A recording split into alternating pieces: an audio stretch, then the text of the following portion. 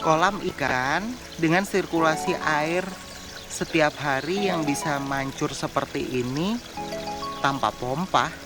Kok bisa?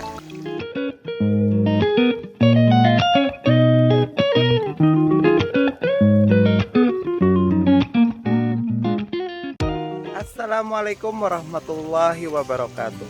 Salam halo farmer. Di kesempatan kali ini kita mau memberikan informasi perihal masalah pembuatan kolam ikan tanpa menggunakan pompa, tapi airnya tetap mengalir setiap hari, teman-teman. Di situ kalian bisa lihat kolam ini setiap hari airnya itu jalan, teman-teman. Airnya jalan seperti itu. Kemudian juga seperti itu. Tapi anehnya kolam ini tidak pakai pompa. Pompa listrik maupun pompa bensin atau diesel dia nggak pakai, teman-teman. Bingung kan? Gimana mau bisa pakai pompa listrik?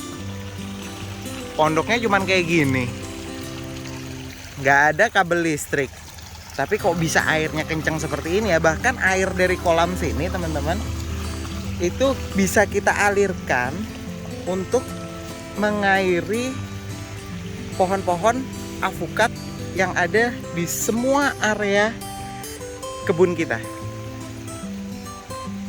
Mau tahu rahasianya dari mana?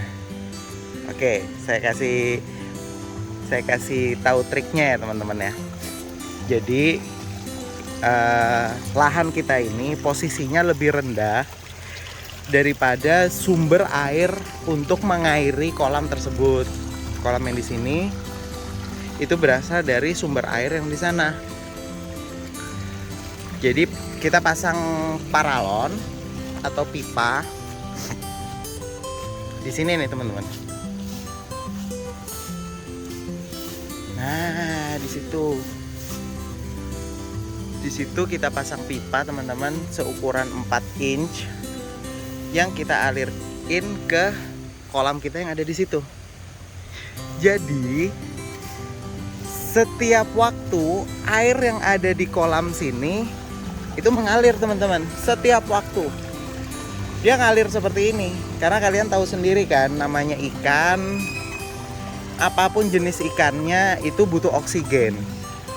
Dia hidup di dalam kolam itu harus ada oksigen. Oksigen itu kalau seandainya airnya tidak mengalir, itu lambat laun oksigennya akan habis, teman-teman.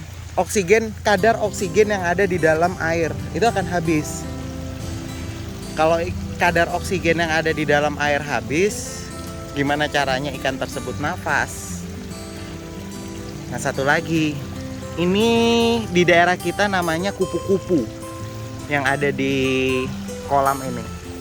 Fungsi kita berikan kupu-kupu supaya kalau seandainya siang, ikan itu nggak kepanasan, teman-teman. Ikan nggak kepanasan. Di samping itu juga kalau seandainya kita lagi terlambat memberi makan ikan itu, dia bisa makan dari hasil lumut-lumut ataupun hasil munculnya mikroorganisme yang ada di dalam kolam. Jadi kita sebisa mungkin memberikan keadaan kolam tersebut sama seperti keadaan habitat aslinya ikan tersebut. Ikan tersebut kan biasanya berasal dari danau atau dari sungai yang banyak habitatnya di dalamnya. Tapi jangan salah, kalau misal kupu-kupu atau tanaman-tanaman yang ada di dalam kolamnya itu terlalu banyak, serta air kolam tersebut tidak mengalir atau tidak sirkulasi, itu bisa berbahaya. Karena kadar oksigen yang ada di dalam air juga diserap sama tanaman tersebut. Oleh karena itu, kalau seandainya sudah terlalu banyak, kalian bisa ambil atau kalian bisa buang tanaman-tanaman yang ada di atas, kalian kurangin, teman-teman. Jadi sebenarnya fungsi kolam ini bukan untuk bisnis atau bukan untuk pendapatan kita. Cuman kolam ini memang sengaja kita buat karena untuk ya kalau seandainya lagi pengen ke kebun, pengen ngasih makan ikan, pengen mancing, kita bisa lakukan. Cuman buat kesenangan aja sih. Kolam ini kita buat ukurannya sekitar 2 meter dengan kedalaman 1 meter, 2 kali 7 meter teman-teman. 2 kali 7 meter, kedalaman 1 meter, yang mana sisi tembok maupun lat bawahnya kita kasih semen. Nggak mahal kok untuk bikin kolam ini. Dulu kita bikin sekitar 2 juta atau 3 juta gitu ya, sama pipanya dan lain sebagainya. Jadi gini teman-teman, yang perlu kalian perhatikan setiap kali membuat kolam ikan, setahu saya itu airnya diusahakan mengalir. Sedangkan cara mengalirkan air atau membuat sirkulasi air itu tidak harus dengan pompa. Dengan perbedaan ketinggian lahan bisa juga kita fungsikan dengan gaya gravitasi. Air kan dari atas ke bawah, nggak mungkin ada air dari bawah ke atas. Buatan kolam yang paling utama itu adalah ada sumber air masuk teman-teman, serta ada juga air keluar atau batas untuk air keluar, supaya air itu tidak sampai meluber dan tidak bisa kita kontrol arahnya. Jadi untuk di kolam sini sumber air masuknya itu dari situ teman-teman. Kita dapetin air itu dari sana. Jadi dari selokan yang posisinya lebih tinggi daripada kolam kita dapatkan sumber air masuk dari situ. Kemudian di sisi sebelah situ itu kita berikan saluran air juga ke sana. Jadi kolam yang ada di sebelah kiri itu sumber airnya tetap dari sini. Jadi kita tinggal atur, kita mau ketinggian kolam itu setinggi apa, kita kasih pipa untuk mengisi air yang di situ, untuk mengisi kolam yang di situ teman-teman. Nah, berarti kalau seandainya dari sini dia ngisi terus ke sini, bisa jadi di sini itu penuh. Oleh karena itu, kita kasih juga pipa yang ada di situ teman-teman. Itu adalah batas ketinggian maksimal yang bisa diisi oleh air ini. Jadi kalau seandainya air itu sudah penuh, meluber atau memenuhi kolam ini di batas tersebut, airnya akan, kita zoom ya, di batas itu teman-teman, airnya itu akan otomatis terbuang ke selokan yang ada di sana, sehingga sirkulasi setiap hari yang ngisi ke sini, sini penuh, ngisi ke sini, sini penuh, kebuang di situ, dari situ otomatis langsung ke selokan sana teman-teman. Jadi sirkulasinya itu sehat, jadi ikannya pun juga sehat.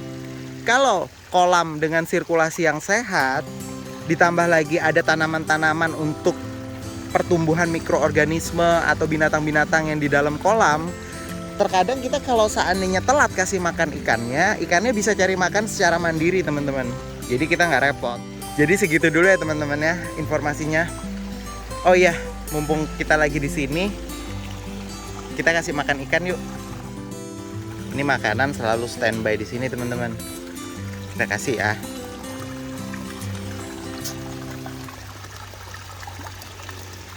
Seru kan?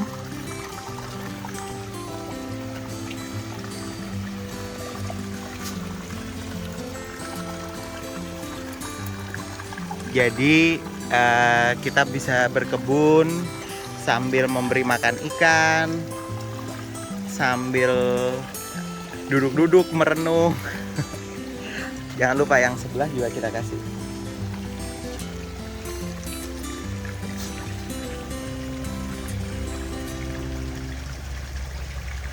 Ikannya dulu kita masukkan sekitar 500 ekor teman-teman, kecil-kecil, harga per bijinya 1.000, kita beli di daerah Banyuwangi. Sekarang udah bisa dikonsumsi ikannya, kurang lebih ini udah proses sekitar 3 bulan. Kalau ikan nila, jenisnya ikan nila, kalau ikan nila itu cepet kok, lagian dia juga tahan terhadap berbagai macam penyakit. Dia tahan penyakit, Kalau telat ngasih makan juga dia mau makan rumput-rumput atau tanaman-tanaman yang ada di kolam gitu teman-teman. Oke, sekian dulu informasi dari kita. Semoga informasi perihal masalah sirkulasi air tanpa menggunakan pompa ini bisa menjadi pengalaman, bisa diambil hikmahnya dan bisa dicontoh bagi teman-teman semua yang mau membuat kolam di kebun kalian. Terima kasih. Wassalamualaikum warahmatullahi wabarakatuh.